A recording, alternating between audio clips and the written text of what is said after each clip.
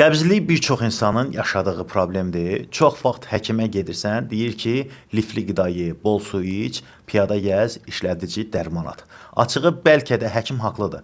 Düşünür ki, mən indi bağırsaq florası desəm, pasiyent başa düşməyəcək. Amma mən bunu sizə biraz loru dildə izah eləyəcəm. Bağırsaqlarımızın içində trilyonlarla bakteriyalar var. Bunların bir hissəsi faydalıdır, bir hissəsi isə zərərli.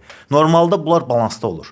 Faydalı bakteriyalar az olanda isə problem bax onda başlayır. Stres, nizamsız qidalanma, az hərəkət, tez-tez antibiotik istifadəsi bu faydalı bakteriyaları azaldır. Faydalı bakteriyalar azalanda zərərli bakteriyalar çoxalır, bağırsaq yavaşlayır, nəcisin keçidi çətinləşir, köp olur, ağırlıq olur, qəbizlik başlayır. İşlədici dərmanlar içəndə müvəqqəti açılır, amma səbəb aradan qalxmır. Burada əsas məsələ budur.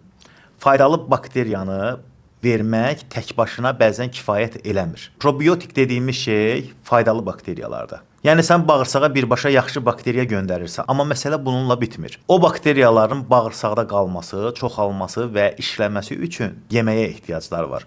O yemək də prebiotiklərdir. Yəni biri bakteriyaların özüdür, biri onun qidasıdır. Sən bu bakteriyanı verib yeməyini verməsən, o da çox yaşamayacaq. Ona görə də probiotiklə prebiotik birlikdə olanda daha yaxşıdır. Faydalı bakteriyalar artdıqca bağırsağın içində vəziyyət düzəlir. Hərəkət yavaş-yavaş normallaşır, köp və ağırlıq azalır. Simbiotik Plus bu məntiqə əsaslanır. Tərkibində həm faydalı bakteriyalar var, həm də onların işləməsinə kömək edən qida əlavəsi var, yəni prebiotiklər var. Bağırsağı zorlamır, asılılıq yaratmır. Məqsədi bir dəfə açmaq yox, bağırsağın özünün normal işləməsinə kömək etməkdir. Gündə cəmi bir kapsul kifayətdir. Həkim və əczaçıların tövsiyəsi ilə əksər apteklərdən əldə edə bilərsiniz. İzlədiyiniz üçün təşəkkürlər. Videomuzu bəyənməyi unutmayın.